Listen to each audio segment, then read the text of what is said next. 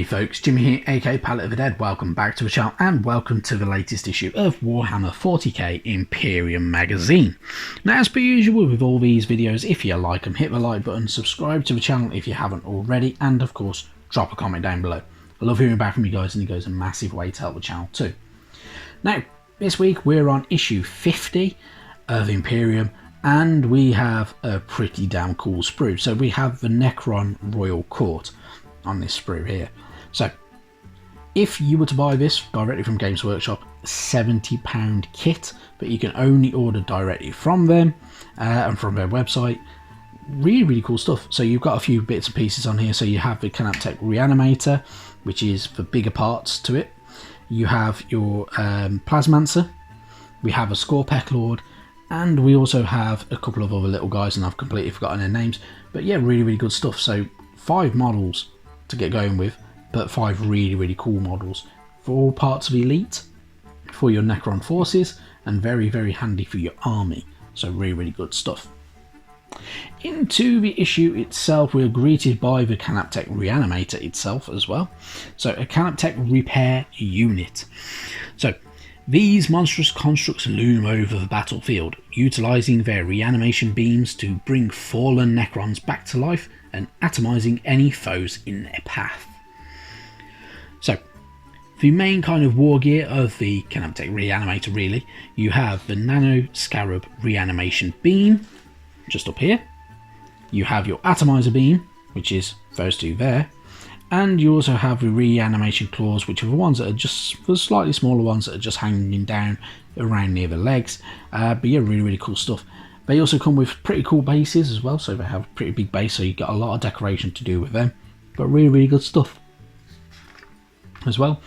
On your other page, you can of course also do your battle record for them, so you can give it its unit designation. So you can give it a cool name such as Gloomstrider, which is actually really cool. You can also give it its cryptek enhancements, where it has like a silent propulsion system, sharpened fangs, or ocular enhancements. You can give it its stasis crypt protocols as well, whether it's protecting the Overlord's tomb, guarding the stasis chambers, or detect and seal breaches.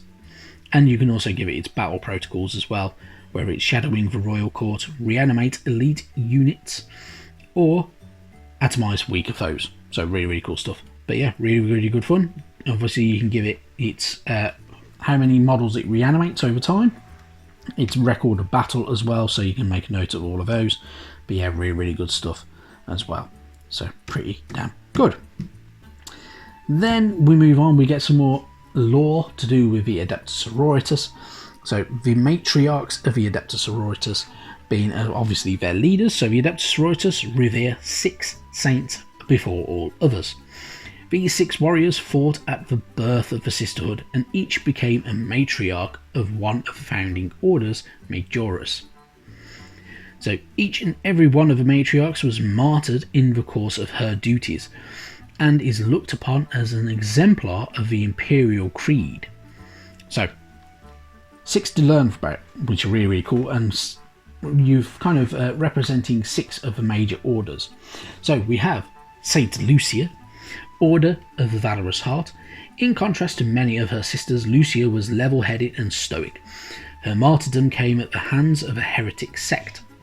She was captured and tortured over several long months, her captors attempting to break her spirit and destroy her faith. Then there is St. Catherine, the Order of our Martyred Lady. St. Catherine was known for her vengeful nature and her indomitable spirit in life. She served as Alicia Dominica's shield bearer. Her order was originally known as the Order of the Fiery Heart.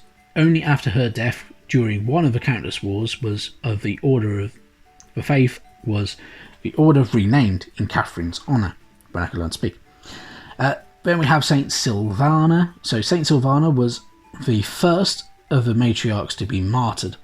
The circumstances of her death remain shrouded in mystery, but many claim she fell victim to an assassin's blade, and she is the saint of the Order of the Argent Shroud.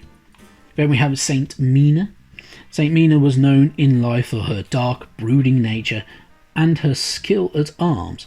It is said that servants of Khorne ambushed Mina while she was alone in prayer. No other soul saw what transpired, but when her body was recovered, it was found surrounded with brutalised corpses of her enemies. Then there is Saint Alicia of the Order of the Ebon Chalice. So Alicia Dominica served as a military and spiritual leader of the Adepta sororitas and matriarch of the Order of the Ebon Chalice. She was martyred during the scouring of Fried's wide world, when I can learn to speak. Her death left a great void in the organisation of the Adepta sororitas that by her sister's own admission can never be filled. And then there is also Saint Arabella of the Order of the Sacred Rose. So Arabella was renowned for her calm nature, even in the face of terrible horrors. Known as Liberator, she sought to break the shackles of fear and doubt that bound the faithful. So really, really cool stuff. And a bit more information about him, which is always really, really good stuff. So then we get a bit more information about one of the orders as well. So we get information about the Order of the Sacred Rose. So the Light of Battle's Serenity. So following the example of their matriarch Arabella, the Sisters of the Order of the Sacred Rose seek to bring the light of the Emperor to the darkest corners of the galaxy, freeing the faithful from the yoke of heretics and tyrants. They are accompanied to battle by the thronging masses of the Imperial cult. So Imperial cultists do generally follow the Order of the Sacred Rose into battle and help them out as well, so it kind of adds a bit more to it as well, so not too bad. And they kind of act and believe that they are acting and they are conduits for the Emperor's divine will and from his glory made manifest in the galaxy as well, so not too bad, but really, really cool stuff. We also get information about one of the other orders, so the Order of the Ebon Chalice. So the perfection of sanctity. So committed to tradition and indomitable upon the battlefield, the Sisters of the Ebon Chalice seek to emulate the martial perfection of Alicia Dominica and the Daughters of the Emperor. So under the guidance of Alicia Dominica, the Order of the Ebon Chalice became the exemplar which all others would be measured. The Sisters of the Ebon Chalice possess devotional and martial discipline that is second to none as well. So really, really cool stuff. And with the Order of the Ebon Chalice, it was actually one of the first founding unit kind of orders, from the Order's militant as well within the Adepta sororitas. So nice bit of information there for you if you need it.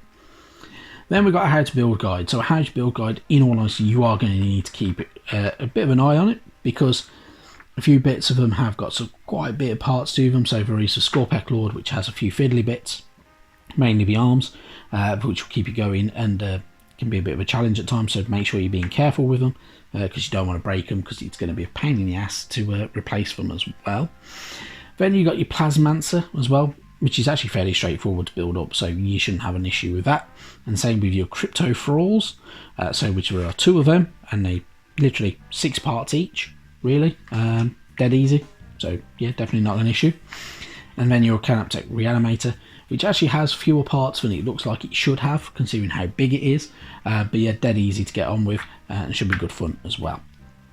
Then you got your how to paint guide. So if you are following the magazine for all your painting, just go follow like this along. If not, paint it up the same way you've painted up your Necrons. You won't go wrong with it. Fairly easy. Yeah, and that'll be the same for each unit that you've got this week. When you're all done, they should look a little something like that, which isn't too bad, pretty decent, and should keep you going for a bit as well. And obviously these aren't the final pieces.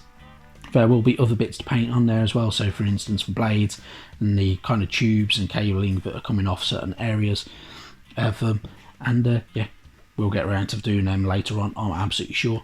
But yeah, we've not really done much of a way of basing on any of them, but it is what it is. Up to you how you want to go about doing it, but I'm sure you'll have a bit of fun. So really, really good stuff.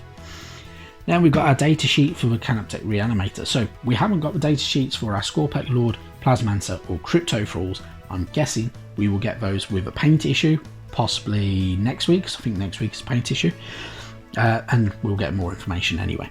So Going on though, we have a bit of tutorial of how to utilise the aura ability for our canoptek reanimator, and how to utilise some of our abilities as well. And then we also have our battle plan for the week. So for our battle, a little bit smaller than last week's, one battle mat, two battle mats, sorry, that you'll be using back to back, and away you go pretty much. So you have 2 objectives on there, you've got an attacker's deployment zone and a defender's deployment zone. The Necron player is the attacker in this mission. So for your Necron forces, you're using your Technomancer, canoptek reanimator, 10 Necron warriors, 3 Scarab swarms and 1 canoptek spider. Going up against your Imperial forces as the Canoness, your Repentia superior, 7 battle sisters, 3 Seraphim, 3 sisters Repentia, 2 Arco-flagellants and your Penitent engine. So essentially all the Adepta sororitas that we have so far. So really good stuff. But yeah, really will keep us all going. So really pretty decent, and should be good fun. Not a bad battle as well. So really decent. Yeah.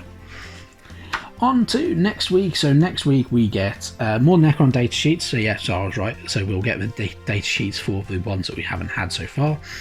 We'll get 2 paints as well. Not great. Pallid Witch Flesh and Dawnstone. They come in handy. Yeah. That's it really. Nothing fantastic. Nothing to write home about. But you know, it is what it is. Issue 52 and 53 though is our Triarch Stalker, which is another big Necron unit. Really cool stuff, spread across 2 issues to keep us going. Essentially a 35 quid model, which isn't too bad. So you're getting it for, you know, 18 quid, which isn't bad at all. So definitely worth picking up as well. And we also get the painting guide and everything like that as well for it, and data sheets for it, which will be coming in issue 53, I would imagine. As well as we'll have our first battle with it in 53 once the model's actually built and completed. So really good, and should be good fun. That's it from me. Thank you very much for watching though, and I will see you sometime soon. Bye bye now.